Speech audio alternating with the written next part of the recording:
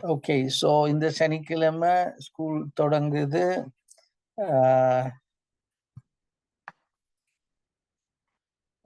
Register பண்ணாட்டிலும் main ரூம்ல இருக்கலாம். பிள்ளைகள் ஒரு கிளாஸ் மிஸ் பண்ணினா அவைகள் பெற்றாரோட வந்து தான் தொடரலாம். அப்ப நாங்கள் ஸ்டாண்டர்ட்ஸ் ஸ்ட்ரிக்ட்னஸ் கூட்டுறோம். ஒரு ஸ்கூலாக வந்துட்டோம், இது கிளப் இல்லை இனி. அப்ப அதுக்குரிய ஏற்பாடுகள். So let's see. Okay,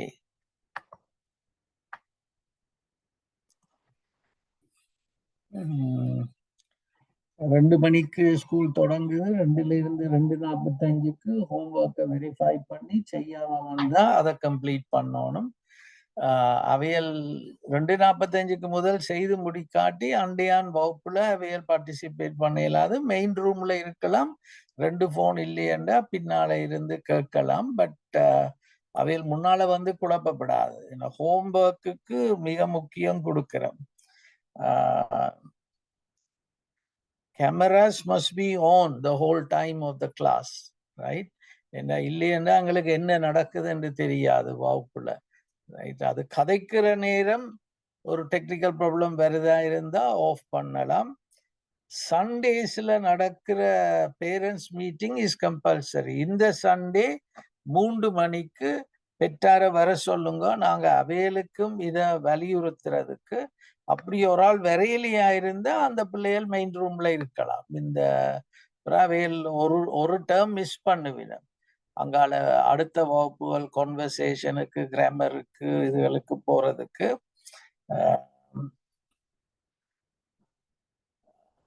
parents வராட்டிலும் பிள்ளைகள் மெயின் ரூம்ல இருக்கணும். அப்ப அதை நீங்க தெளிவாக கால் பண்ணி பேரண்ட்ஸுக்கு சொல்றேன்டாலும் சொல்லுங்க.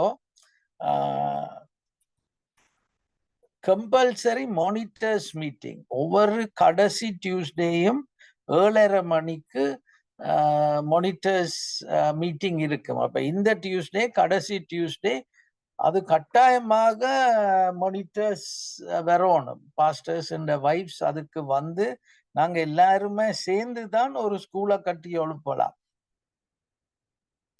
6:30 மணிக்கு ஒவ்வொரு முறையும் டெக்னிக்கல் ஹெல்ப் இருக்குது. சரி, இவங்களோட ப்ளூடூத் ஸ்பீக்கர் வேலை செய்யுதில்ல, இல்லை முக்கியமாக நீங்கள் கூகுள் டாக்ல என்டர் பண்ண உங்களுக்கு தெரியாது, எல்லாத்துக்கும் 6:30க்கு தங்கா வந்திருக்கிறா, பிரேமினி ஆண்டி வந்திருக்கிறா. 7 மணிக்கும் ஒவ்வொரு முறையும் நீங்கள் கட்டாயம் வரணும் என்று சொல்றோம். அப்ப நாங்க அந்த சனிக்கிழமைக்கு உங்களுக்கு முதலே மானிட்டர்ஸை ப்ரெப் பண்ணலாம். நாங்க இந்த இங்கிலீஷ் ஸ்கூல்ல போயிருக்க எத்தனையோ பணத்தேவைகள் இதுல வருது. அது நாங்கள் கூட விருப்பமா இருக்கிறோம். ஏன்னா இது நாங்க எல்லாருமாக சேர்ந்து செய்கிற ஒரு காரியம்.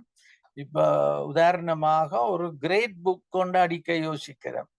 ஒரு கிரேட் புக் கொண்டு அடிச்சு அதுல நாங்கள் பிள்ளைகளோட கிரேட்ஸ என்டர் பண்ணி அங்க O level மட்டும் அந்த கிரேட் புக் இருக்கத்தக்க மாதிரி. இப்ப அதுக்கெல்லாம் பணம் தேவை அல்ல. இல்ல ஒரு உங்களுக்கு டெக்னிக்கல் ப்ராப்ளம், ஜூம் கனெக்ஷன்ஸ், அது இதெல்லாம் உங்கள்கிட்ட இருக்கிறது பத்தாது, அதெல்லாம் நாங்கள் கூட தயாராக இருக்கிறோம்.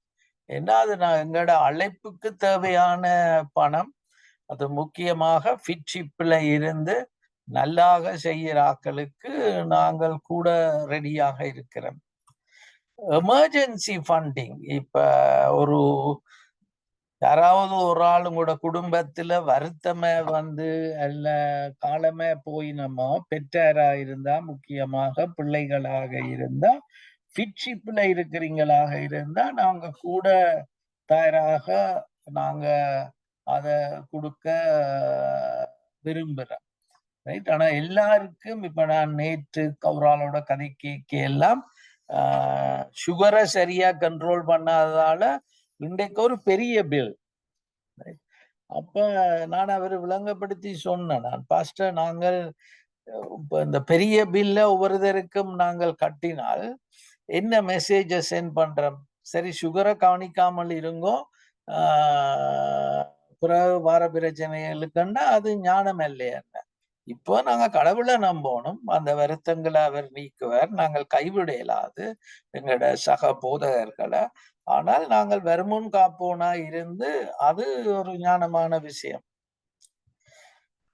Funding for fit livelihood, fit லைவ்லிஹுட்லையும் யார் ஷிப்ல ஒழுங்கா வராங்களோ அவங்களுக்கு தான் நாங்கள் கூட உதவி செய்ய முன் வருவோம். ஆகவே நீங்கள் எங்களை பிள்ளையாக விளங்காம உங்களுக்கு கேள்விகள் இருந்தா, நான் கேள்விப்பட்டேன் நீங்க அந்த பாசனை கொடுத்தீங்களா, அப்ப ஏன் எங்களுக்கு தராம இருக்கிறீங்க, இதுக்கு நீங்க தர மாட்டீங்களா, தாராளமா ரீஜனல் மீட்டிங்ல வந்து அது கொஞ்சம் நல்லா போகுது. இப்ப ரீஜனல் மீட்டிங் முடிய கேட்டா இந்த புறம் கூறாமல் தேவையில்லாத கேள்விகளை நீங்க உள்ளத்துல வச்சிருக்கீங்க, அது பிறகு வாயால வேற பார்க்குது.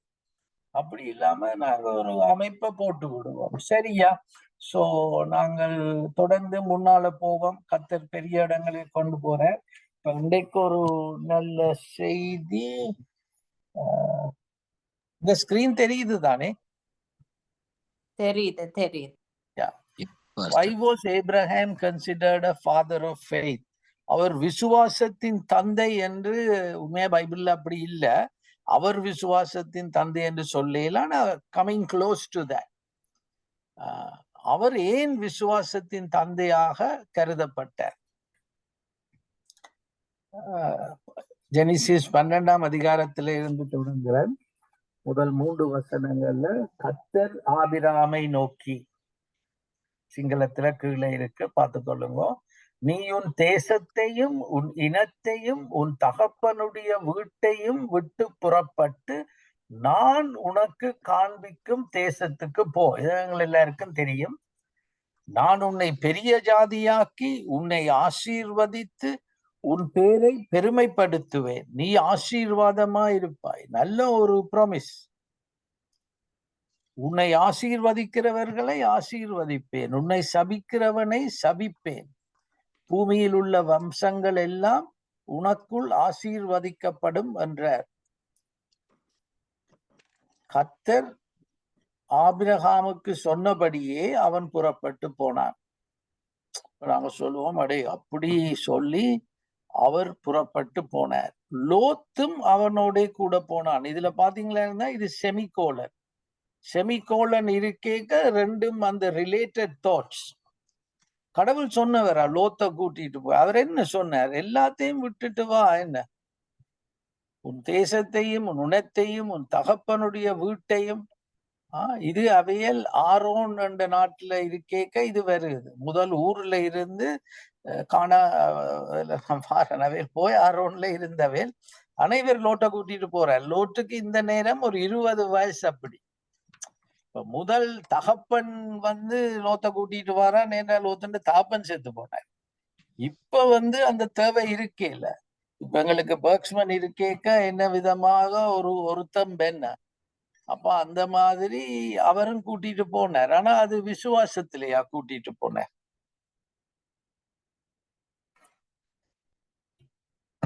ஆபிராம் ஆரானை விட்டு புறப்பட்ட பொழுது 75 வயது உள்ளவனா இருந்தா. எங்களுக்கு 63லயே கஷ்டமா இருக்கு, அதனால 75ல அவரை கூட்டிட்டு போனார். ஆனா ஆண்டவர் சொன்னது வேண்டாம், எல்லாம் விட்டுட்டு போ. ஆபிராம் தன் மனைவியாகிய சாராயையும் தன் சகோதரனுடைய குமாரனாகிய லோத்தையும், நாகூர் அவற்ற சகோதரன், அவற்ற அண்ணா, அவற்ற மகன், சகோதரன் செத்துட்டார், அவருக்கு 2 பொம்பளை பிள்ளையும் லோத்தும், தாங்கள் சம்பாதித்திருந்த சம்பத் எல்லாவற்றையும், எங்களுக்கு புதிய ஏற்பாட்டிலேயும் தெரியும், என்ன ஒன்றும் கொண்டு போகாதீங்க, ராஜா உங்களை ராஜ்ய வேலைக்கு அழைக்கிறாரா இருந்தா அவர் உங்களை போஷிப்பார். ஆனா இவையில் என்ன செய்யணும்? எல்லாம் கொண்டு போயினும். அது விசுவாசமா? விசுவாசத்தின் தந்தை என்று சொல்றாங்களே. ஆரானிலே சவதரித்த ஜனங்களையும் பொக்கிஷங்களும் எல்லாம் கொண்டு போய் ஜனங்கள், அந்த காலத்துல ஒரு ஹவுஸ் ஹோல்டா அவர் தான் தலைவர். அவர்கிட்ட தகப்பன் இருக்கும் பொழுது தகப்பன் தான் தலைவர். அப்ப எல்லாரையும் அவர் தான் போஷிப்பார். அந்த நேரத்துல அடிமைகள் ஜனங்கள் எடுத்து அவங்களையும் எல்லாம் கூட்டிக் கொண்டு போற. அவர்கள் கானான் தேசத்துக்கு புறப்பட்டு போய் கானான் தேசத்திலே சேர்ந்தார்கள். கடவுள் சொன்னவரா கானான் தேசத்துக்கு போ சொல்லி? கடவுள் சொல்ற நான் காட்டுற தேசத்துக்கு போ. நீங்க யோசிச்சு பாத்தீங்களோ தெரியும், இவரேன் கானான் தேசத்துக்கு போனார். இது விசுவாசமா? அது கொஞ்சம் ஆராய்ஞ்சு பாத்தீங்களா இருந்தா 11ஆம் அதிகாரத்துல தேரா, தேராஹு அவற்ற தகப்பன் தன் குமாரனாகிய ஆபிராமையும் ஆரானுடைய குமாரன் அவற்ற மூத்த மகன் என்ற மகன் லோத்து தன் பேரனுமா இருந்த லோத்தையும் தன் குமாரன் ஆபிராமுடைய மனைவியாகிய தன் மருமகள் சாராயையும், அண்ட் அவள் மருமகள் மாத்திரமில்ல, அவள் உண்மையா மகள், பிறகு அது தெரிய வரும். அவருக்கு ஒன்று அவற்ற மனைவி கூட பிறந்தது. சாராய் இன்னொரு தாய் கூடாக பிறந்து, உண்மையா ஆபிரகாமும் சாராயும் ஒரு விதத்துல அண்ணன் தங்கச்சி. அவன் மெலடியா இருந்தால் அவளையும் அழைத்து கொண்டு அவர்களுடனே ஊர் என்கிற கல்தேயருடைய பட்டணத்தை விட்டு, இது இன்னொரு டாபிக், அந்த ஊர் எங்கட ஊர் தான். அதாலதான் சில ஆராய்ச்சியாளர்கள் மெட்ராஸ் யூனிவர்சிட்டியில ஆபிரகாம் ஒரு தமிழன் என்று சொல்லி, ஏன்னா அவங்களோட வழிபாட்டு முறைகள்லையும் கணக்க எங்கட இந்தியன் சவுத் இந்தியன் இதுகள் எல்லாம் இருக்குது. அதை விடுவோம் நாங்க, we don't need to. ஆனா இந்த ஊர் அந்த ஊர் தான். கானான் தேசத்துக்கு போக புறப்பட்டான். இது யார்? தகப்பன் கானான் தேசத்துக்கு போக புறப்படுறார். அது ஏன் புறப்பட்டார்ன்றது எங்களுக்கு தெரியாது. ஆனா இது மகனுக்கு தெரியும். மகனையும் எல்லாம் கூட்டிக் கொண்டுதானே போனவர். அவர்கள் ஆரான் மட்டும் வந்த போது அங்கே இருந்து விட்டார்கள். அவற்ற அந்த மகன் இந்த பேர்ல தான் பிறகு அந்த அவங்க போன இடத்துக்கும் பேர் வச்சிருக்கிறாங்க. அங்கே இருந்துட்டினம். அப்ப அதாலதான் ஆபிரகாம் கானான் தேசத்துக்கு போறான். ஆனா கடவுள் சொல்லல, நான் காட்டுற இடத்துக்கு போ. ஆனா அவன் போறான். இப்ப நாங்க போன முறை படிச்சோம், சுய விருப்பமா தேவ சித்தமா. அப்ப இதுல ஆபிரகாமுக்கு கடவுள் சொல்லல, ஆனா அவன் அப்பா விரும்பினது கேள்விப்பட்டிருப்பாங்க. இப்ப இன்றைக்கு அமெரிக்கா, கனடா, ஆஸ்திரேலியாவை பற்றி கேள்விப்பட்டா, டேய் நல்ல சம்பளமாம், நல்ல லைஃப் ஆம்னு சொல்லி எங்கட ஆக்கள் எல்லாம் வர விரும்புற மாதிரி ஆபிரகாமும் தன் விருப்பத்தின்படி போறான். ஆனா கடவுளா அவன் புறக்கணிக்கல. எங்க போறாருன்னு ஒரு தரம் சொல்லல. அந்த காலத்துல இப்ப எங்களுக்கும் உங்களுக்கும் இருக்கிற மாதிரி தொடர்ந்து அவரோட உறவு இருக்கல. கானான் தேசத்துல போய் அந்த தேசத்தில் சுற்றி திரிந்து ஷெக்கேம் என்னும் இடத்துக்கு சமீபமான மோரே என்னும் சமமு பூமி மட்டும் வந்தான். அக்காலத்திலே கானானியர் அத்தேசத்தில் இருந்தார்கள். இதெல்லாம் பின்னணிய பாத்தீங்களா இருந்தா நோவாக்கு 3 பிள்ளைகள் இருந்தது.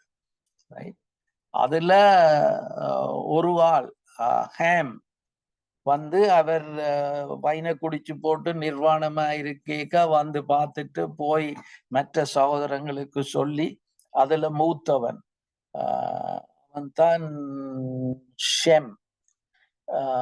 மற்ற 3ஆவதும் வந்து அவற்ற நிர்வாணத்தை பார்க்காம வந்து போத்துட்டு போனவங்க. அவர் ஒழும்பி அந்த ஹேம சபிக்கிறார். உண்ட சந்ததி உண்ட மற்ற முக்கியமே மூத்தவனுக்கு அடிமையாக இருக்கும். அவையில் தான் கானானியர். அப்ப அக்காலத்திலே கானானியர் இது அதுக்கும் இதுக்கும் இடையில கனவரிசங்கள் போட்டது. அத்தேசத்தில் இருந்தார்கள். கர்த்தர் ஆபிரகாமுக்கு தரிசனமாகியா, இப்பதான் சொல்றார், உன் சந்ததிக்கு இந்த தேசத்தை கொடுப்பேன் என்றார். அவர் அவர்கிட்ட விருப்பத்தின்படிதான் இங்க வந்தவர். ஆனா இப்ப தேவனுடைய வார்த்தை வருது, இந்த தேசம் உன் அப்பா விரும்பி நீ விரும்பி இந்த தேசத்துக்கு நீ வந்த, நீ அதை நான் உனக்கு கொடுப்பேன். அப்ப அன்பானவர்களே, எங்கட விருப்பம் தேவ சித்தம் இல்லை என்றும் சொல்லப்படாது. நாங்க தேவ சித்தத்தை சரியா கிரகிக்கணும். இப்ப இந்த இடத்துல ஆண்டவர் அவருடன் என்ன செய்கிறார்? அப்பொழுது ஆபிராம் தனக்கு தரிசனமான கர்த்தருக்கு அங்கே ஒரு பலிபீடத்தை கட்டினான். அப்ப பலிபீடம் கணக்கிய குறிக்கு அந்த இடத்துல ஆராதனை செய்கிறது, பலி கொடுக்கிறது. அப்ப பல வேளைகள்ல அன்பானவர்களே கர்த்தரிடையிலிருந்து ஒரு தரிசனம் வரும் பொழுது, அவர்ட்ட சித்தம் என்னதென்று தெரிய வரும் பொழுது, அதை செய்யறதுக்கு நாங்க சில காரியங்களை பலி கொடுப்போம். எல்லாத்தையும் செய்து கொண்டு அவர்ட்ட சித்தத்துக்கு பின்னால போறன்றது கொஞ்சம் கஷ்டம். அப்ப அப்ப பலிபீடம் அது நல்ல ஒரு சைனை குறிக்குது. கடவுள் தெளிவா பேசிட்டாரா? நான் அங்க போகணுமா இருந்தா சிலதுகளை விடணும். சில ஊழியங்களை நாங்க செய்து கொண்டிருந்திருப்போம். ஆனா இப்ப கடவுள் சில வேளையில அதை பலி கொடுக்க சொல்லுவார். இப்ப அவன் அங்க ஒரு பலிபீடத்தை கட்டுறான். இது நோவாவும் முதல் கட்டினவர். இப்படி கடவுள் தரிசனங்களை தந்த வேளையில அந்த மாதிரி உங்களுக்கும் கடைசியில நான் சொல்ல போறேன், நாங்களும் ஒரு பலிபீடம் கட்ட பழகணும். கர்த்தருடைய சித்தத்தை கிரகிக்கணும், முட்டாள்களாக இருக்கப்படாது. கிரகிக்கிற நேரத்துல ஒரு பலிபீடம் கட்டணும். சரி. பின்பு அவன் அவ்விடம் விட்டு பெயர்ந்து, அப்ப கடவுள் சொல்ற இந்த கானானியர் இருக்கிற தேசத்தை உனக்கு தருவன். அவன் ஏன் அவ்விடம் விட்டு பெயர்ந்து போறான்? பெத்தேலுக்கு கிழக்கே இருக்கும் மலைக்கு போய் பெத்தேல் தனக்கு மேற்காகவும் ஆயி கிழக்காகவும் இருக்க கூடாரம் போட்டு அங்கே கர்த்தருக்கு ஒரு பலிபீடத்தை கட்டி கர்த்தருடைய நாமத்தை தொழுது கொண்டார். ஏன் போனார்? இது விசுவாசமா? கடவுள் போ சொன்னவரா? கடவுள் முதலிடத்துல காட்டி சொன்னார், இந்த தேசத்தை உனக்கு தருவன். பலிபீடத்தை கட்டினார்.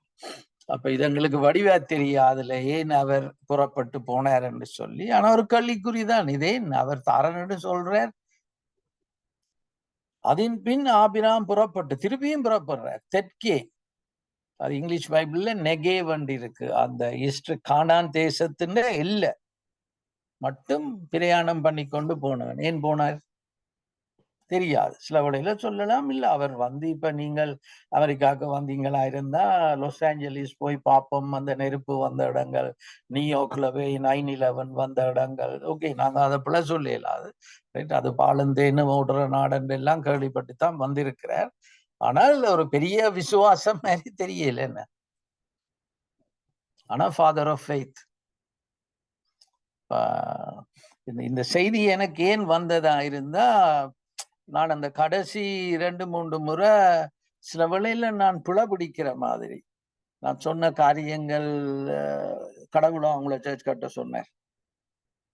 அப்ப அப்ப கட்டினவங்களுக்கு அப்படி இருக்கும். என்ன பாஸ்டர் அலெக்ஸ் என்ன சொல்றீங்க? நாங்க சர்ச் கட்டினது பாவம் என்று சொல்றீங்களா? அப்படி நான் சொல்லல. ஆனா அவன் கட்டினான் இவன் கட்டினான்ன்றதுக்காக நீங்க கட்டப்படாது.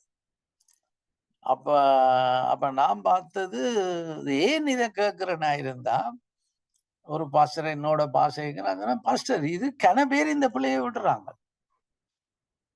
யார் அவையிட்ட கேட்கிற? இப்ப உங்கள்கிட்ட யார் இப்படி பச்சையா உங்களோட முகத்துக்கு கேட்பான், நீங்க செய்யறது கடவுளா செய்ய சொன்னார் உங்களை? அது உங்களை ஹர்ட் பண்ணலாம். ஆனா அது இல்லை என்ற உள்ளம். என்ற உள்ளம் நீங்க விசுவாசத்துல வளரணும், சித்தத்தை கிரகிக்கணும். இப்ப பாருங்க, இவரும் இப்படி போய் பிற என்ன நடந்ததுன்னு பாருங்க. அத்தேசத்திலே பஞ்சம் உண்டாயிற்று. தேசத்திலே பஞ்சம் கொடிதா இருந்தபடியால் ஆபிராம் எய்ப்து தேசத்திலே தங்கும்படி அவ்விடத்துக்கு போனான். ஐயோ, கடவுள் தானே உனக்கு சொன்னவர் கானான் தேசத்தை தருவனன். நீ சும்மா விடுப்பு பாக்குறதுக்கு எல்லாம் மட்டும் போயிட்டு அப்புறம் பஞ்சம் வந்தோடனே ஏன் அந்த கடவுளை நம்பி அந்த இடத்துல இருக்கலாதா? அல்ல அவர்கிட்ட நீ கேட்கலாதா? ஏன் இந்த எய்ப்துக்கு போறாய்? நாங்களும் இன்னைக்கு பல வேளையில அன்பானவர்களை இப்படித்தான் செய்யறோம். அதான் நான் கேட்டேனே, சுய விருப்பம், குட் தாட்ஸ், நல்ல சிந்தனைகள், நற்கிரியைகள் எல்லாம் தேவகிரியைகள் அல்ல. சுய விருப்பம் எல்லாம் தேவ சித்தம் அல்ல. ஆனா சுய விருப்பம் எல்லாம் தேவ சித்தம் இல்லை என்றும் இல்லை. நன்மையும் பிரியமும் பரிபூரணமும் ஆன சித்தம். பிரியமாயும் இருக்கும். ஆனா இப்ப இவர் 8th ஏன் போறார்? விசுவாசத்திலேயா போறார்? அப்ப நாங்களும் பல வேளைகள்ல வாழ்க்கையில கஷ்டம் வந்த உடனே ஊழியத்தை விட்டுறோம். அப்ப இந்த மாதிரி கர்த்தருடைய சித்தத்துக்கு காத்திருக்காமல், அல்ல சித்தத்தை எப்படி கிரகிக்கிறதுன்றது தெரியாமல் அவசரப்பட்டு முடிவுகள் எடுக்கிற பிறகு ஐயோ கஷ்டமே என்று பாருங்க. இவருக்கு வந்த கஷ்டம் விசுவாசத்தின் தந்தைக்கு நடந்ததை பாருங்க. அவன் 8க்கு சமீபமாய் வந்த போது தன் மனைவி சாராயை பார்த்து, நீ பார்வை கலகுள்ள ஸ்திரீ என்று அறிவேன், எகிப்தியர் உன்னை காணும் பொழுது இவள் அவனுடைய மனைவி என்று சொல்லி என்னை கொன்று போட்டு உன்னை உயிரோடே வைப்பார்கள். ஆகையால் உன் நிமித்தம் எனக்கு நன்மை உண்டாகும் படிக்கு, உன்னால் என் உயிர் பிழைக்கும் படிக்கும், நீ உன்னை என் சகோதரி என்று சொல் என்றார். இது விசுவாசமா? உன்ன பஞ்சாதிய குறிச்சு உனக்கு ஒரு கரிசனை வேண்டாமா? அவர் உண்மையா இப்ப எங்கட பிரசிடென்ட் ட்ரம்ப் சொல்ற மாதிரி அமெரிக்கா ஃபர்ஸ்ட். எல்லாருக்கும் சொல்ற அமெரிக்கா ஃபர்ஸ்ட். ஒரு விதத்துல அவர் உண்மையை சொல்றாரு. என்ன, நாங்க அமெரிக்காவின் நன்மையை குறித்து தான் முதல் யோசிப்போம். நீங்களும் உங்களோட நாட்டின் நன்மையை குறித்து முதல் யோசிங்க. எல்லாரும் எங்கட குடும்பத்தின் நன்மையைத்தானே முதல் யோசிக்கிறோம். அவன் அத அப்படியே சொல்றான். அப்ப அப்ப இவரும் தன்னை நன்மையை யோசிக்கிறார். தன்னை காப்பாத்தணும், தன்னை கொன்று போடுவாங்க. ஆனா உண்ட பஞ்சாதிக்கு என்னெல்லாம் நடக்கும், நீ சகோதரி என்று சொன்னா அது சுவாசத்தின் தந்தைக்கு. அப்ப நீங்க பாத்தீங்களா இருந்தா, நான் உங்களை பச்சையா நேரா கேட்கிற மாதிரி கடவுள் இவர்கிட்டையும் கேட்கிறார், இவர் இப்படி எல்லாம் செய்ய. ஆனா இவரை கைவிடல, இவரை தொடர்ந்து ஆசீர்வதிச்சார். அப்ப பாருங்க இதுக்கு என்ன நடந்தது. இவற்றை இந்த தன்னை காப்பாத்தணும் என்று தன்னலமாக செயல்பட்டு இப்படி சொல்ல, ஆபிரகாம் எகிப்திலே வந்தபோது எகிப்தியர் அந்த ஸ்திரீயை மிகுந்த அழகுள்ளவள் என்று கண்டார்கள். பார்வோனுடைய பிரபுக்களும் அவளை கண்டு பார்வோனுக்கு முன்பாக அவளை புகழ்ந்தார்கள். அப்பொழுது அந்த ஸ்திரீ பார்வோனுடைய அரண்மனைக்கு கொண்டு போகப்பட்டாள். சாராய் போறாள். அவள் நிமித்தம் அவன் ஆபிரகாமுக்கு தயை பாராட்டினான். பார்வோன் தயை பாராட்டுறான். நீ தங்கச்சியை தந்திருக்கிற, அழகான ஒரு தங்கச்சி. அவனுக்கு ஆடு மாடுகளும் கழுதைகளும் வேலைக்காரரும் வேலைக்காரிகளும் கோழிகை கழுதைகளும் ஒட்டகங்களும் கிடைத்தது. அப்ப ஆசீர்வாதம் வந்ததால அது தேவசித்தமா? இன்னைக்கு நாங்க கனவேர் அப்படித்தானே சொல்றோம். யாராவது ஒரு என்ஜிஓ வந்து அல்ல ஃபிட்டே வந்து உங்களுக்கு காசு தருகிறது, அல்ல யாராவது ஒரு வெளிநாட்டுக்காரன் கூப்பிட்டு நான் உங்களுக்கு காசு தரேன், நீங்கள் ஏபிசி செய்யும். இவர் என்ன சும்மாவா காசு கொடுத்தவர்? இவருக்கு நீ தங்கச்சியை தந்ததால அவர் பிளஸ் பண்றார்.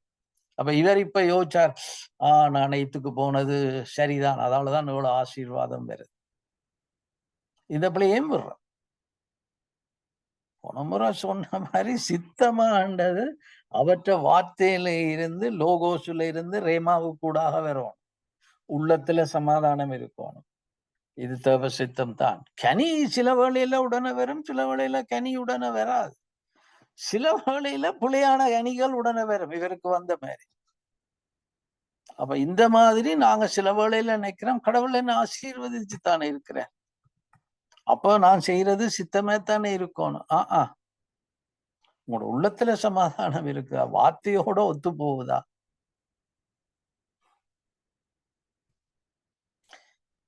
ஆபிராமுடைய மனைவியாகிய சாராயின் நிமித்தம் கர்த்தர் பார்வோனையும் அவன் வீட்டாரையும் மகாவாதைகளால் வாதித்தார். அப்ப சிங்கன் வந்து பஞ்சாதிய குறிச்சு யோசிக்காம தன்னை குறிச்சு விசுவாசத்தின் தந்தை. ஆனா அவர் கடவுள் என்ன செய்யறார்? சாராய காப்பாத்துறார். மகாவாதையால பார்வோன், வல்லம பொருந்திய பார்வோன். அப்பொழுது பார்வோன் ஆபிராமை அழைத்து அவருக்கு பிறகு சொல்றாங்க, ஓ ஓ இது உண்மையாக அவற்ற தங்கச்சி இல்ல, இது அவற்ற மனைவி, நீர் பாவம் செய்துட்டீர், அதாலதான் இந்த வாதைகள் வருது. ஆபிரகாம கேட்கிற, நீ எனக்கு ஏன் இப்படி செய்தாய்? கடவுள் இல்லை, பார்வோன் கேட்கிறார். ஆனா பார்வோனு கூடாக கடவுள் கேட்கிறார். அப்ப நானும் சில வேளையில இப்படி பச்சையாக கேட்க உங்களுக்கு மனம் காயம் அடையலாம். எனக்கு 2, 3, 4 பக்கத்தால வந்தது, பாஸ்டர் நீங்க திரும்ப திரும்ப இப்படி சொல்ல ஆக்கள் மனம் உடைஞ்சு போறாங்க. அப்ப நானும் இருந்து கடவுளுக்கு நான் இன்றைக்கு வந்து மன்னிப்பு கேட்க இருந்தேன். சரி, அது இல்லை என்ற உள்ளம். என்ற உள்ளம் நீங்க விசுவாச வீரர்களாக வளர வேண்டும். தேவனுடைய சித்தத்துக்காக காத்திருக்கணும். அதுல இருந்து விலகி போகப்படாது. எய்த்துக்கு தேவையில்லாம போவாதீங்க. நீங்க நியாயப்படுத்தலாம், பஞ்சம் வந்ததாலதான் போனான் என்றா, அப்ப ஆண்டவர் தானே உனக்கு சொன்னவர் கானான் தேசத்தை தருவன்.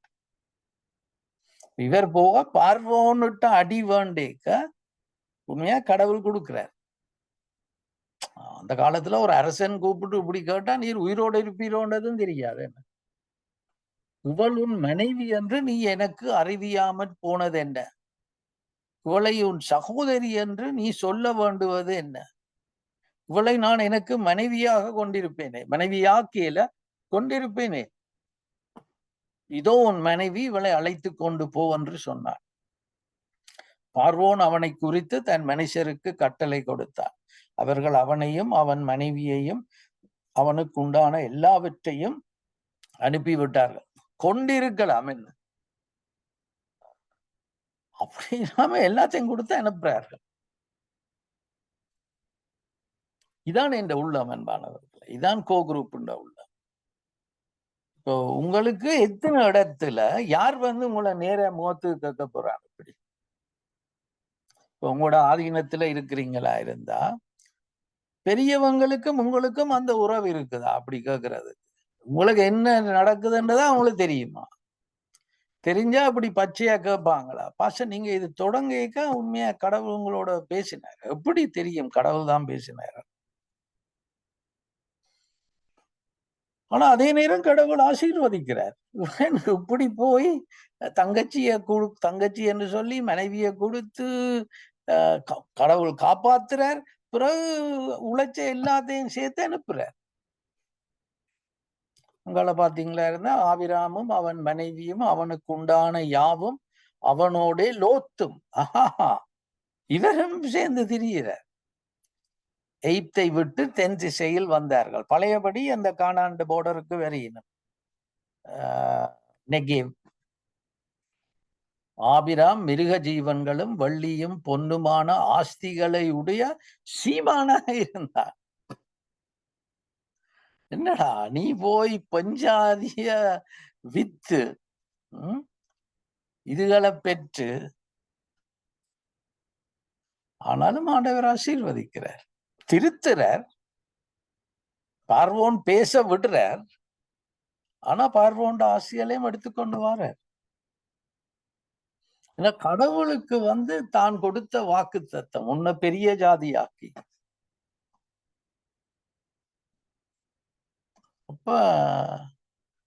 அப்ப என்னையும் பிள்ளைய விளங்காதீங்க.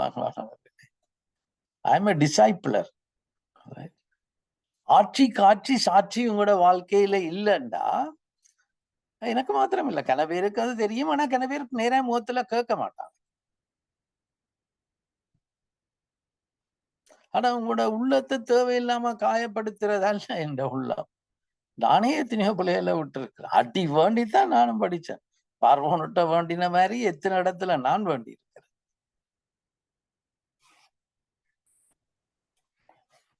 13ஆம் அதிகாரம்.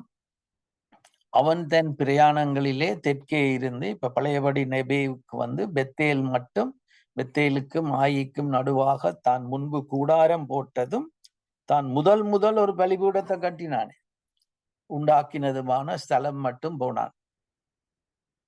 ஆண்டவர் என்ன செய்கிறார்? அவர் ஒரு திட்டத்தை வெளிப்படுத்துறார். பிறகு நாங்கள் எங்கட விடுப்புக்கு எங்கேயோ போறோம். ஐயோ பஞ்சம் பாஸ்டர் அல்ல, அங்க நல்ல ஒரு ஊழிய ஆப்பர்ச்சுனிட்டி வந்தது. நான் போனேன்.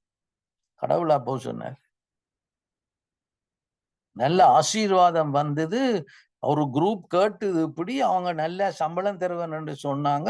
அப்ப நான் அவங்களோட சேர்ந்தேன். அது கடவுள் சித்தமா? இதுல தான் மாணவர்களே நாங்கள் அப்ப இவர் அந்த ஸ்தலம் மட்டும். ஆனா யார் கொண்டாடுறார்? இவர் திருப்பி அந்த இடத்துக்கு கொண்டாடுறார். இதுலதான் வச்சு உனக்கு சொன்னடான், காணான் தேசத்தை உனக்கு தருவன. ஏன் விட்டுட்டு போனடி? திருப்பி வந்துட்டேன். இப்ப என்ன நடக்குதுன்னு பாருங்க. அங்கேயே ஆபிராம் கர்த்தருடைய நாமத்தை தொழுது கொண்டான். Praise the Lord. ஆபிராமுடனே வந்த லோத்தும் ஆடு மாடுகளும் கூடாரங்களும் இருந்தன. அப்ப இவர் ரைடுக்கு போய் இவருக்கும் பிளெஸிங் வருது. ஆபிராமுக்கு வந்த பிளெஸிங் இவருக்கு ஓவர்ஃப்ளோ பண்ணுது. அப்ப இந்த ஒரு ஃப்ரெண்ட், அவரும் ரீசர்ச் செய்கிற ஒரு மலையாளி, அவரு தெரியும், நான் ஸ்ட்ராங் கிறிஸ்டியன். அவர் ஒரு சொன்னார், அலெக்ஸ் ஐ அண்டர்ஸ்டாண்ட். அப்ப அவரும் நானும் ஆராய்ச்சி செய்ய 2 பேரும் ஒரு சிக்கலான இடத்துல இருந்தாங்க. ஒரு இடத்துல படபடன்னு எங்களுக்கு பேப்பர்ஸ் அக்செப்ட் பண்ணப்படுது. இப்ப அவருக்கு ஒரு கேள்வி. நாங்க கோ-ஆத்தர் தான், 2 பேரும் சேர்ந்து தான் என்ன பேப்பர்ஸ் எழுதினாங்க. I can understand why God wants to bless you, but why does he want to bless me? நான் சொன்னேன், because you are my friend. எங்களை ஆசீர்வதிக்க எங்களோட உறவுல இருக்கிற உங்களுக்கும் ஆசீர்வாதம் பெறும். அவர்கள் ஒருமித்து கூடியிருக்க அந்த பூமி அவர்களை தாங்கக்கூடாது இருந்தது. இந்த முதல் அந்த இடத்துல வந்திருக்கணுமே, அதுல இப்ப நல்ல 2 பேரும் சீமானாய் வந்திருக்கணும், தாங்க முடியல. ஒருமித்து கூடியிருக்க, சகோதரர் ஒருமித்து வாசம் செய்வது எத்தனை நன்மையும் எத்தனை இன்பமானது. இந்த இடத்துல கூடாம போகுது. அவர்களுடைய ஆஸ்தி மிகுதியா இருந்தபடியால் அவர்கள் ஒருமித்து வாசம் பண்ண ஏதுவில்லாமற் போயிற்று. ஆபிராமுடைய மந்தை மேய்ப்பெருக்கும் லோத்துடைய மந்தை மேய்ப்பெருக்கும் வாக்குவாதம் உண்டாயிற்று. அக்காலத்திலே கானானியரும் பெரிசியரும் அத்தேசத்தில் குடியிருந்தார்கள்.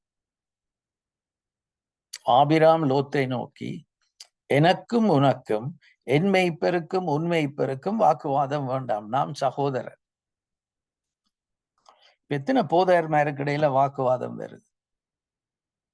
சில வேளை நேரா பேசுவீங்க, கன நேரத்துல உங்களுக்கு உள்ள குமுறுதல் இருக்குது.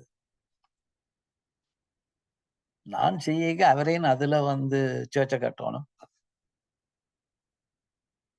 அதுலயே ஒரு இங்கிலீஷ் கிளப்பை தொடங்கணும். இவர் பாருங்க, இவர் இப்பயே கொஞ்சம் படிச்சுட்டார். அவருக்கு தெரியுது இப்ப கடைசியில நான் புலவிட்டாலும் கடவுள் ஆசீர்வாதத்தோட என்ன அனுப்புறார், நான் விட்டது பிழையன்றதையும் எனக்கு சொல்லித்தார, என்ன கைவிடையில. இப்ப பாக்குறேன், இவனை நான் கூட்டிட்டு வந்தது பிழைதான், வடிவா கேட்கல சத்தத்தை, அதால பிரச்சனைகள் வந்தது. ஆனாலும் இப்ப அவன் சின்னவன் தானே, விட்டுருவான். வந்துட்டு என்ன சொல்றார், இந்த தேசம் எல்லாம் உனக்கு முன் இருக்கிறதல்லவா, நீ என்னை விட்டு பிரிந்து போகலாம். இப்ப பர்க்ஸ்மரங்களை விட்டு போனாலும் எங்களுக்கு கொஞ்சம் கஷ்டம். இல்ல தங்கா போனா இல்ல ஜெமாய்மா போனா இந்த பிள்ளைகள் தான் எங்களுக்கு பக்கத்துல இருக்கிற ஒரு பாதுகாப்பு. ஆனா இவ சொல்ற, இல்ல நீ நீ என்ன அவர்கிட்ட யார் சித்தப்பாண்டு எல்லாம் பார்க்க தேவையில்லை, நீ போலாம். அது மாத்திரம் இல்ல, நீ சூஸ் பண்ண எங்க போற. நீ இடதுபுறம் போனால் நான் வலதுபுறம் போகிறேன், நீ வலதுபுறம் போனால் நான் இடதுபுறம் போகிறேன் என்றான். உன் விசுவாசத்தின் தந்தையா? தந்தையாக வந்து கொண்டிருக்கிறார். ஏன் வார கொஞ்சம் கொஞ்சமா அவருக்கு தெரிய வருது தேவன் எப்படியானவர். நான் அவரை பிடிச்சு கொண்டா அவர் என்ன பாதுகாத்துக் கொள்வார். இப்ப நானும் இவனும் இருக்கேலா. இனி அதுக்கு பிறகு இல்ல, சகோதரர் ஒருமித்து வாசம் செய்வர் எவ்வளவு நன்மையும் அது நல்லம்.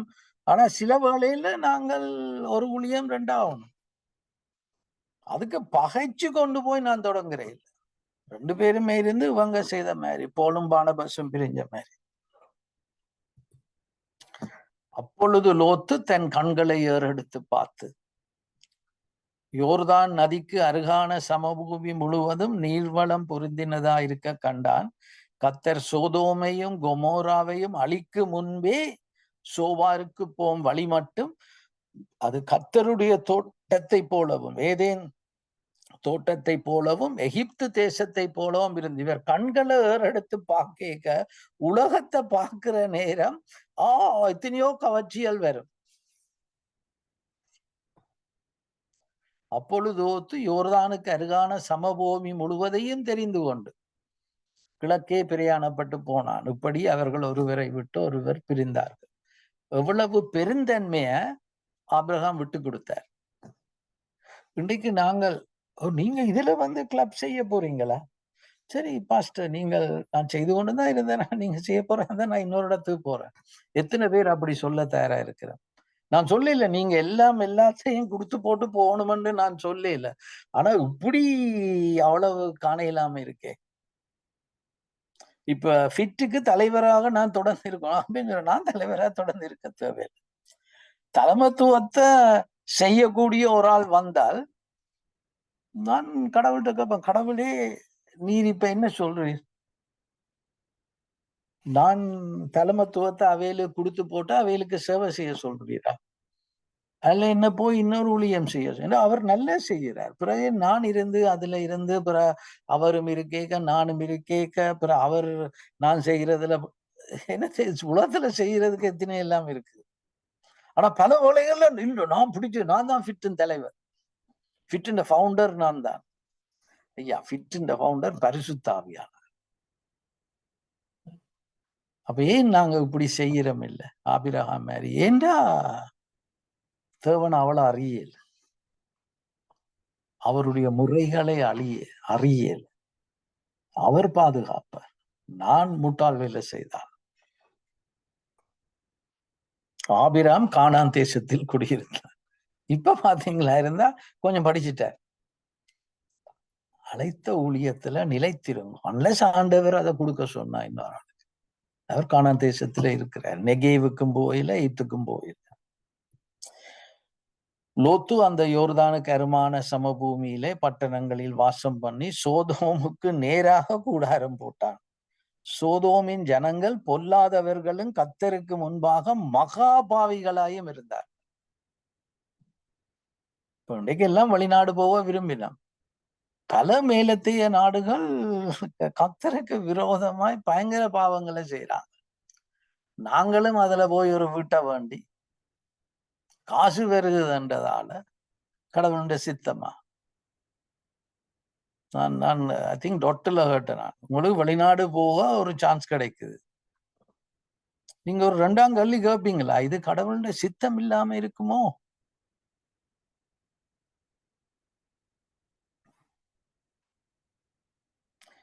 லோத்து ஆபிராமை விட்டு பிரிந்த பின்பு இப்ப பாருங்க,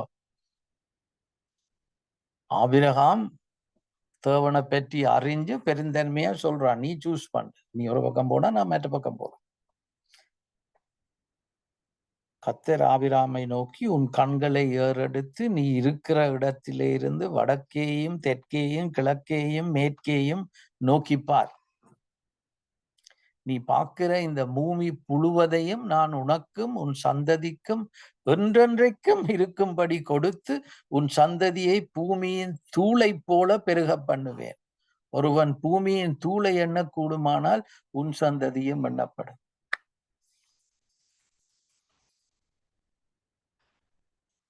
பிள்ளைகளை கொண்டு அவர் போனா விடுங்க, அவன் கொண்டு போவேன். அந்த பிள்ளைகள் அங்கவே படிக்குதுகளா இல்லையான்றதான் கேள்வியா இருக்கும். எந்த நம்பர்ஸ் குறைஞ்சுதா என்னய்யா ஆண்டவர் நச்சா நீங்க 10 கொடுத்து போட்டு 100 தர மாட்டாரா? ஆனா அந்த 10 நாசமே போகப்படாது. ஆனா அதாலேயே கவலைப்படுறீங்க, 10 அங்க போயிட்டு தான் அல்ல. ஐயோ எந்த கிளப்ல நம்பர் அவ்வளவு கஷ்டப்பட்டு அந்த பிள்ளைகளை பிடிச்சு கொண்டு வந்தேன். அப்படி கொடுக்க லோத்து ஆபிராமை விட்டு பிரிந்த பின்பு முதலே கொண்டு வந்திருக்கப்படாது.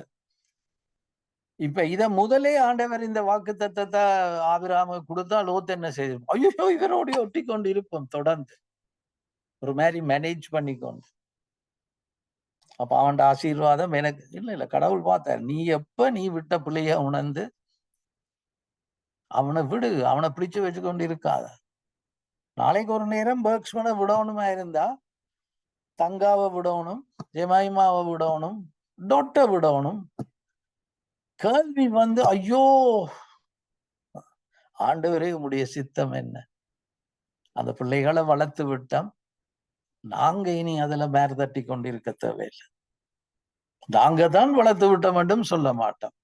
எங்களையும் ஒரு கருவியை பாவிச்சார். அந்த டைம் வந்துட்டுதான் ஆண்டவரே நீர் என்ன சித்தம் வச்சிருக்கிறீர் அதை செய்கிறோம். அப்புறம் ஆண்டவர் வந்து என்ன சொல்றார், உன்னை ஆசீர்வதிப்பேன், உன் ஊழியத்தை ஆசீர்வதிப்பேன். மஸ்கெலியால நீ பெரிய சபை கட்டுவாய், ஹெட்டனில் கட்டுவாய். எப்ப கட்டுவாய்? நீ அவரை கட்டி பிடிக்கும் பொழுது. ஒரு கட்டிடத்தையும் ஒரு ஊழியத்தையும் தோழர்களையும் இல்ல. ஆனா பல வேளைகள் தானே சொன்னேன், நீங்கள் மதியற்றவர்களா இருக்காமல் கர்த்தருடைய சித்தம் என்னதுன்னு உணர்ந்து கொள்ளுங்க. நாங்க எல்லாம் நிக்கிறோம், அவற்றை சித்தம் தான் செய்கிறவன். ஓ கனிகள் வருது, கனி வரலாம் வராம போகலாம். சில வேளையில சித்தம் செய்யக்க கனி பிறகுதான் வரும். புலையான கனி உடனே வரும். இதனாலதான் அன்பானவர்களே நாங்கள் கர்த்தருடைய ஆசீர்வாதத்தை இழக்கிறோம். சொல்ற, நீ எழுந்து தேசத்தின் நீளமும் அகலமும் அம்மட்டும் நடந்து திரி, அதை தருவேன். இப்ப சொல்றேன், போ நெகேவுக்கு போ, தெற்குக்கு போ, மேற்குக்கு போ, கிழக்குக்கு போ, நடக்கக்கூடிய இடம் எல்லாம் போ, அதை நான் தருவேன். முதல் தண்டை விருப்பத்துல போனவர் போய் பிறகு அங்கால எகிப்தை பார்த்து மயங்கி எகிப்துக்குள்ள போய் பஞ்சம் வந்த உடனே அப்பொழுது ஆபிராம் கூடாரத்தை பேத்து கொண்டு போய் எபிரோனில் இருக்கும் மம்ரேயின் சமபூமியில் சேர்ந்து குடியிருந்து அங்கே கர்த்தருக்கு ஒரு பலிபீடத்தை கட்டினான். பாருங்க, எங்கெங்க அவனுக்கு ஒரு தெளிவான ஒரு தரிசனம், தேவனுடைய சித்தம், தேவனுடைய ஒரு வாக்கு தத்தம் வருதோ பலிபீடத்தை கட்டுறான். இதைத்தான் நான் உங்கள்கிட்டையும் கேட்க போறேன். உங்களோட வாழ்க்கை பிரயாணத்துல இந்த விதமாக சித்தத்தை கிரகிச்சு பலிபீடத்தை கட்டுங்கோ. ஆபிரகாம விசுவாசத்தின் தந்தையாக மாற்றி ஆசீர்வதித்தவர் உங்களையும் தந்தையாகவும் தாயாகவும் மாற்றி ஆசீர்வதிப்பார், என்னையும் அப்படி செய்வார். இதுல 14ஆம் அதிகாரத்துலதான் பிறகு அவங்க கொஞ்சம் அரசர்கள் சேர்ந்து லோத்து அடிக்க போறாங்க. இவங்க உள்ள அப்படி இருந்த, நீ தானே நல்ல இடத்தை சூஸ் பண்ணி கொண்டு போன, நீ உனக்கு தானே 20 வயசு, எனக்கு 75 வயசு, கடவுள் உனக்கு படிப்பிக்கிற அப்படியா பார்த்தான். இது உனக்கு தேவையா? தன் வீட்டுல பிறந்த நம்பர் எனக்கு மறந்துட்டு ஏதோ 300 பேரோ யாரையோ கூட்டி கொண்டு போய் அந்த 3 ராஜாக்களோடையும் சண்டை பிடிச்சு லோத்தை காப்பாத்திட்டு வர. நாங்க இப்படி போய் இன்னொரு ஆண்ட ஊழியத்தை காப்பாத்துவோமா?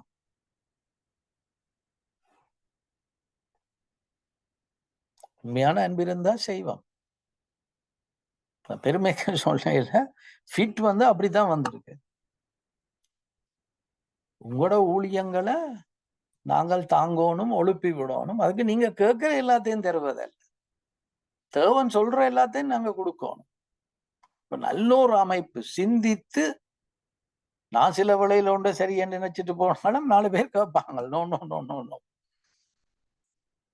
சரி நான் அதுக்கு சப்மிட் பண்றேன்.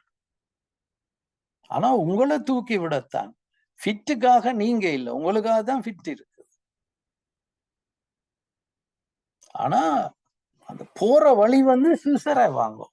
போதகரா இருக்கலாம், ஆனா சில வேளையில சீசர் இல்லை.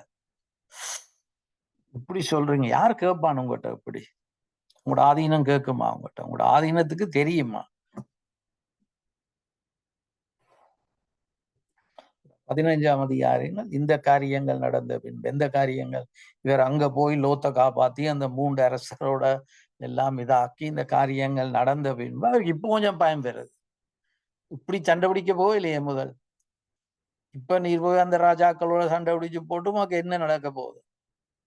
கர்த்தருடைய வார்த்தை ஆபிரகாமுக்கு தரிசனத்திலே உண்டாகி, அன்பானவர்களே, எங்களுக்குள்ளேயும் பயங்கள் வரும், தேவைகள் வரும். அது வருத்தமா இருக்கலாம், ஊழியத்துல வார சவால்களா இருக்கலாம்.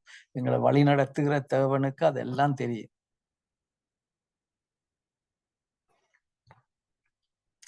ஆபிரகாமே, நீ பயப்படாதே, நான் உனக்கு கேடகமும் உனக்கு மகா பெரிய பலனுமாயிருக்கிறேன் என்றார். அதற்கு ஆபிராம், கர்த்தராகிய ஆண்டவரே, அடியேனுக்கு என்ன தருவீர்? நான் பிள்ளை இல்லாமல் இருக்கிறேனே.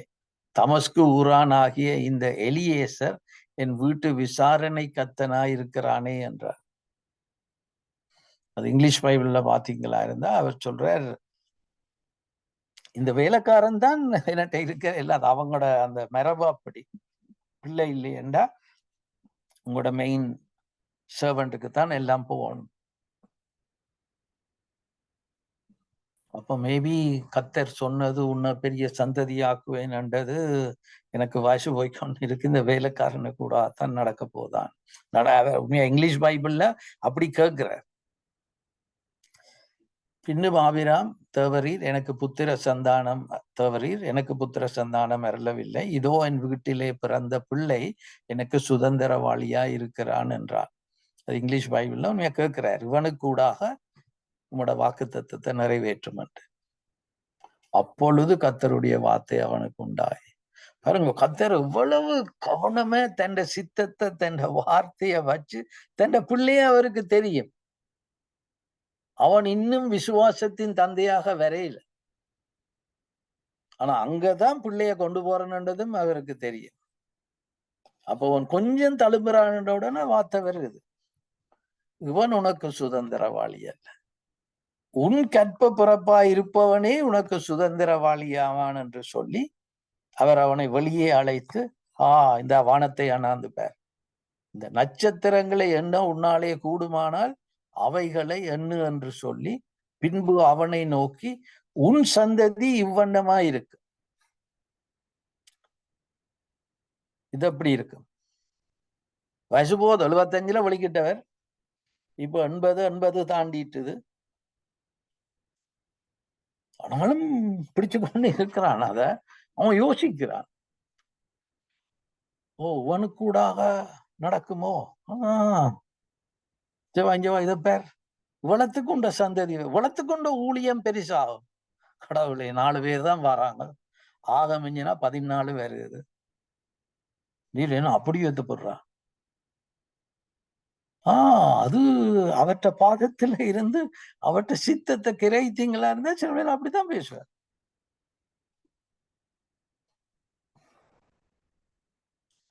அவன் கர்த்தரை விசுவாசித்த முக்கியமான ஒரு வசனம், அதை அவர் அவனுக்கு நீதியாக எண்ணினார். மாத்திக்கொண்டு வாரார் ஆபிரகாம்.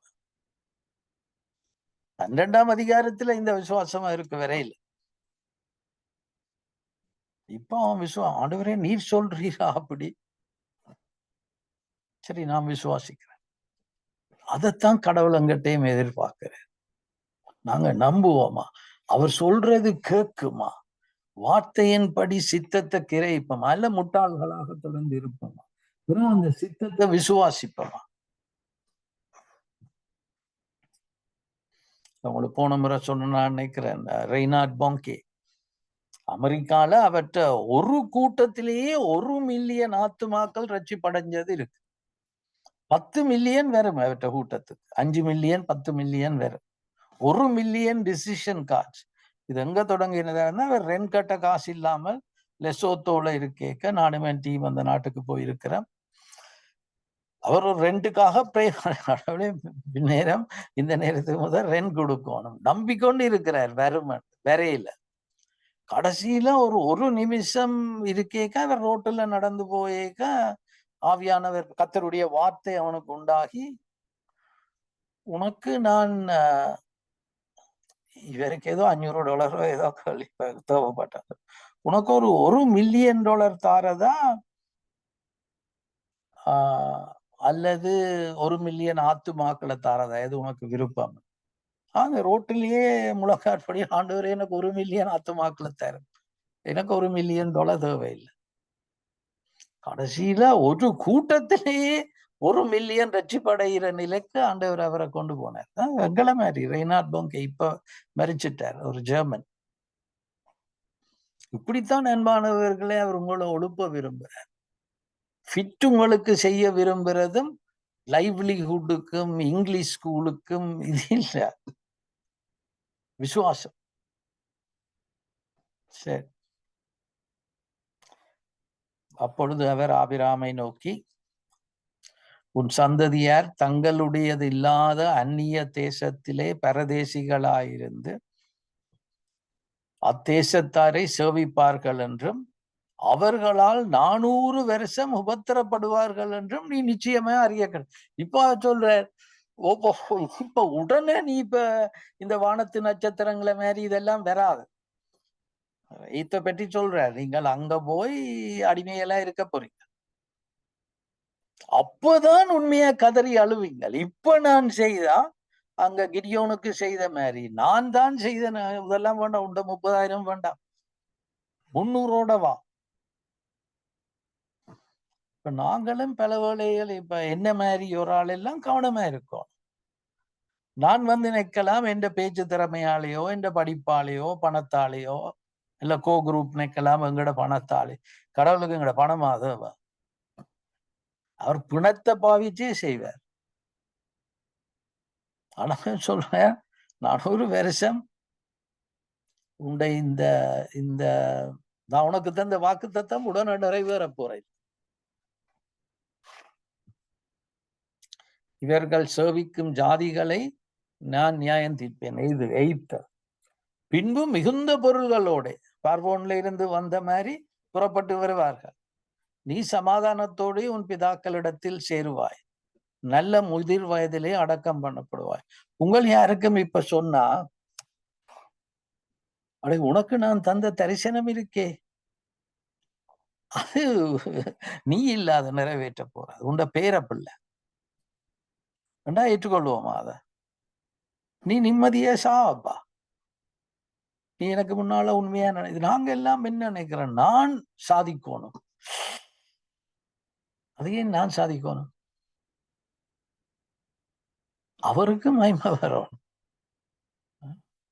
அப்ப பாருங்க, இவன் இப்ப அதை ஏற்றுக்கொள்றான். இவன் அதுல ஐயோ கடவுளை என்ன அப்படி சாவிட போறீங்க. அதனால எபிரேயர் 11ஆம் அதிகாரம் சொல்லுது, உங்கள் கணவர் வந்து வாக்குத்தத்தம் கொடுத்தது அவங்களுக்கு காணையில, ஆனா விசுவாசத்துல கண்டுட்டு செத்தாங்க.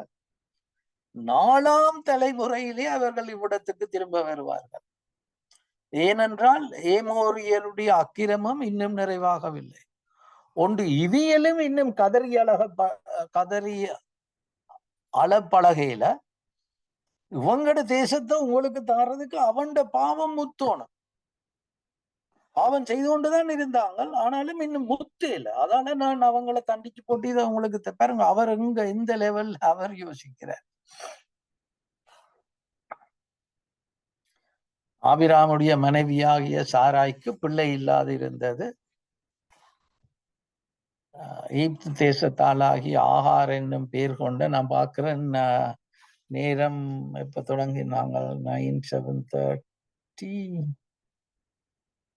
9:10:30 நேரம் போயிட்டது. அப்ப இதை நாங்கள் அடுத்த முறை நான் கண்டினியூ பண்றேன்.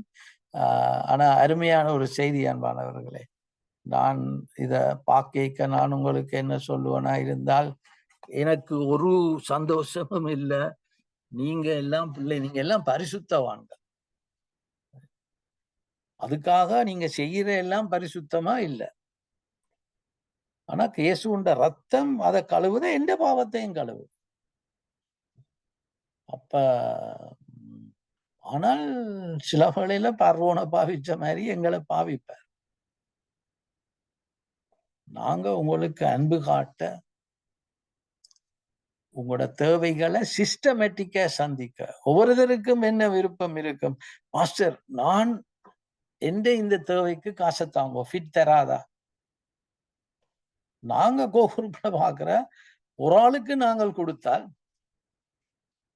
வந்து செய்தி எப்படியோ போய் எல்லாரும் எதிர்பார்க்கும். கடைசியில நாங்க அழைப்பு விட்டு போட்டு அங்க நெகேவுக்கு போன மாதிரி எங்கேயும் போவோம். வட்ட அழைப்பு சீசத்துவம், அதை சொல்லி கொடு.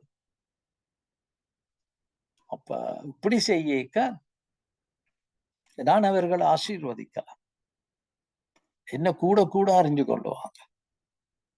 ஆனா அதே நேரத்துல நாங்க உறவுல வாங்க கொண்டு போட்டு உங்களோட தேவைகளுக்கு இதயத்தை கடினப்படுத்தி கொண்டு இருக்கல. அப்போ ஒரு சிஸ்டமேட்டிக்கா செய்யறேன். இதுகளை நீங்க அவ்வளவு பார்க்கல. நீங்க பார்த்தது என்ன, ஒரு யாராவது ஒரு நல்ல பணக்கார பாஸ்டர் வந்து சொல்லுவார், நீங்க எங்களோட வாங்கணும், உங்களுக்கு ஒரு மாசம் 1,00,000 காசு தாரம். அப்ப நீங்க போவீங்களா, நிப்பீங்களா? ஃபிட்டோட நிக்க தேவையில்லை. ஃபிட் ஒரு இப்படி ஒரு டினோமினேஷன் இல்லை. நாங்க உங்களை தாங்க வந்து இருக்கிறோம். அப்ப நாங்க சொல்ற சீசத்துவம் தான் எங்களோட அழைப்பு. அடுத்தது சமுதாயத்துக்கு உப்பா இருக்கிற நேரம் சமுதாயம் எங்கிட்ட வரும். சமுதாயம் எங்கிட்ட வரைக்க அதுல இருந்து ரட்சிப்பு வரும் மக்களுக்கு. அப்ப சரியா? So praise the Lord. அப்ப நீங்கள் எல்லாம் ஒரு கண்களை மூடி ஒரு 2 நிமிஷம் பாருங்க, ஆண்டவர் எப்படி பேசுற.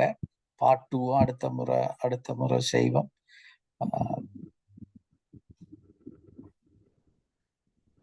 ரீஜனல் மீட்டிங்ல என்ன ஷேர் பண்ண போறீங்கன்றதை இப்ப யோசிங்க.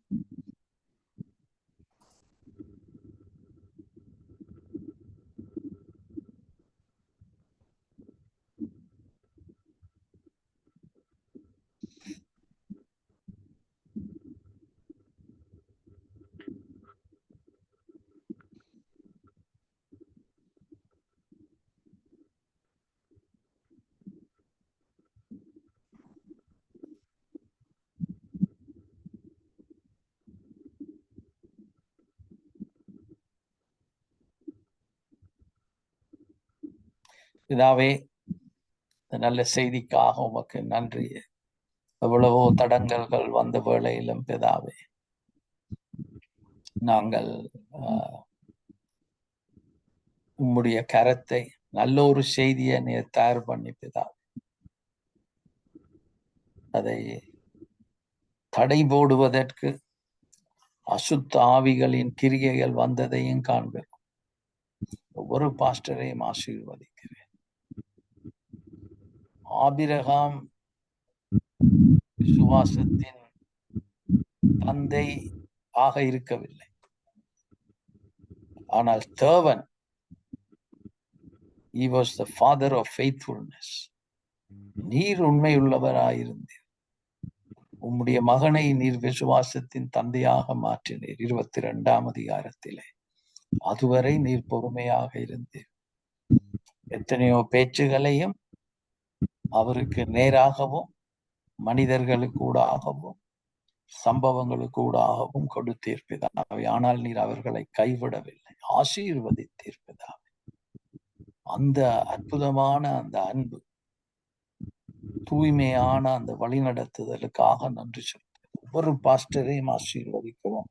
பாஸ்டர் கோபியின் பெரியப்பாவின் அந்த இறுதி சடங்குகள் நல்ல முறையிலே நடக்கவும், இந்த ஒவ்வொரு பாஸ்டர்ஸும் பிதாவே, இந்த ஃபிட்டு கூடாக தாங்கள் பெற்ற பெரிய நன்மை, தாங்கள் சீசர்களாக வந்தது, அதன் மூலம் இறைவனை அறிந்தது, அதன் மூலம் மற்றைய போதகர்மாருக்கு அவர்களோடு கசப்புகளை வளர்க்காம் தேவன் சொல்லுகிற நேரத்திலே பிதாவே, தேவன் தந்த ஊழியத்தை நாங்கள் அவருக்கு உண்மையாக செய்யும் பொழுது நீர் பரத்திலிருந்து ஆசீர்வாதங்களை பேசுவீர் பிதாவே.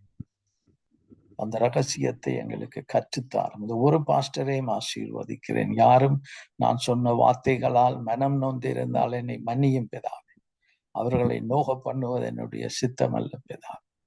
ஆனால் சில வேளைகளிலே என்னுடைய துணிச்சலினால் அல்லது என்னுடைய இம்பல்சிவ் நேச்சரினால் பிதாவே, நான் பச்சையை பச்சை என்று சொல்லும் பொழுது அதை சென்சிட்டிவ் இல்லாம பேசியிருந்தால் என்னை மன்னியும். இவர்களும் என்னை மன்னிக்க அவர்களுக்கு நீர் கிருபையை கொடும் சுவாமி. எங்கள் எல்லாரையும் வளர்த்தடும், விசுவாச தந்தைகளாக எங்களை மாற்றும் பிதா. இயேசுவின் நாமத்திலே ஜெபிக்கிறோம். ஆமென். Praise the Lord. Praise the Lord. Thank you, Pastor. Thank you. Amen. Thank you, Pastor.